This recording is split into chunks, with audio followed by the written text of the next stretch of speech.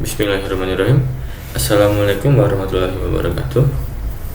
Perkenalkan, nama saya Alwan Zaki dengan NIM 170001829. Di sini saya akan menjelaskan tentang resume yang telah saya buat dari paper yang berjudul Rancang Bangun Aplikasi Chatbot Media Informasi Parenting Pola Asuh Anak Menggunakan Line.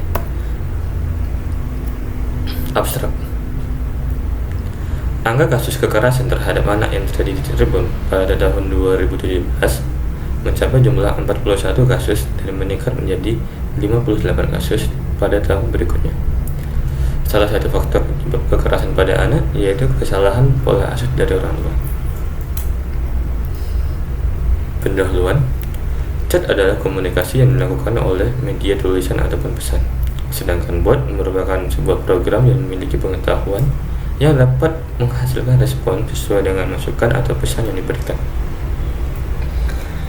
Metode yang digunakan dalam pembangunan sebuah aplikasi chatbot yaitu metode Natural Language Processing atau disingkat dengan NLP. NLP merupakan ilmu Artificial Intelligence yang membahas pengolahan bahasa alami. Berdasarkan permasalahan yang ada, maka dirumuskan sebuah solusi yang dapat digunakan untuk meningkatkan efektivitas penyampaian informasi di bidang parenting, terutama mengenai pola asuh anak. 2. Landasan teori. Parenting merupakan ilmu yang mempelajari mengenai pengasuhan anak. Untuk seterusnya Anda bisa baca sendiri karena ini menurut saya tidak termasuk dalam materi NLP. F. Natural Language Processing. Natural Language Processing adalah sebuah penelitian dan aplikasi yang mengkaji komputer yang berguna untuk menerjemahkan dan memanipulasi bahasa alami yang berupa teks maupun pesan dalam hal-hal yang berguna. Sistem NLP yang mengolah teks dimulai dengan analisis morfologi. Algoritma MMR (Maximum Marginal Relevance) adalah sebuah algoritma yang berguna untuk melakukan pencocokan kata ataupun peringkasan kalimat. Jadi ini merupakan hal yang penting atau landasan teori yang penting dalam membangun aplikasi chatbot. Saya skip saja, yang H dan I bisa Anda baca sendiri. Yang ketiga ada metode penelitian. A. Analisis dan perancangan. Pengguna akan mengirimkan permintaan baik melalui menu maupun penulisan teks atau pertanyaan pada aplikasi lain. Selanjutnya, permintaan akan dikirimkan melalui line messaging API untuk kemudian diteruskan ke server bot dan kemudian diterima oleh kode igniter melalui webhook yang sebelumnya sudah diterapkan pada line developer. Untuk secara gambarnya Anda bisa melihat pada gambar di bawah tersebut.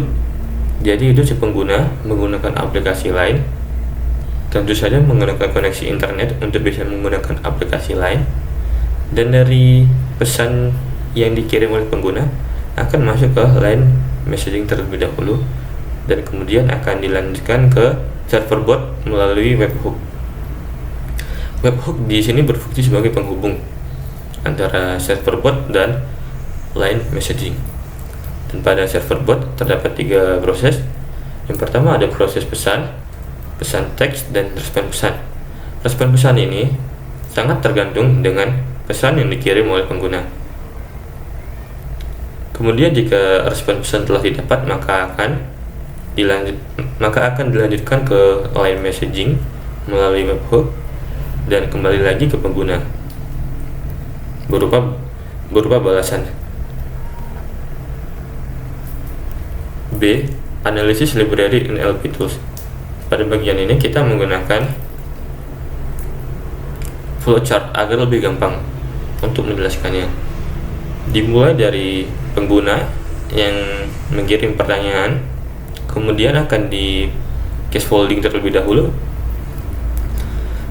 kemudian akan masuk ke proses pre-processing, di mana di awalnya itu kita harus meng-scaffolding dulu atau merubah semua hurufnya menjadi huruf kecil, kemudian setelah di scaffolding ditokenisasi atau dipecah-pecah, tiap kata itu dipisah-pisah dan kemudian di filtering. Nah, di bagian filtering ini kita menghilangkan kata imbuhan seperti di, yang, atau lain sebagainya agar kata yang masuk itu dapat diproses oleh bot. Kemudian setelah proses pre-processing selesai, maka akan dilanjutkan dengan algoritma MMR, di mana pada algoritma MMR ini terdapat database untuk menyimpan data-data.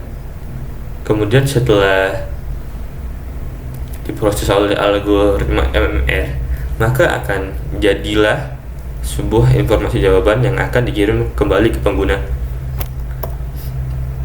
C. Analisis algoritma MMR dimulai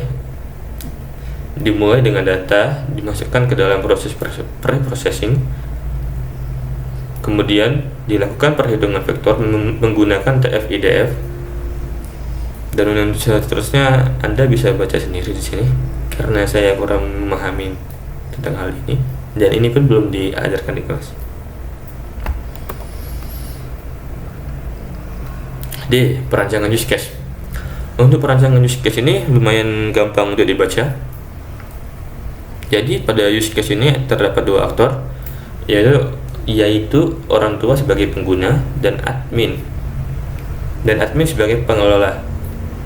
Di sini admin berfungsi untuk mengelola seluruh hal terkait dengan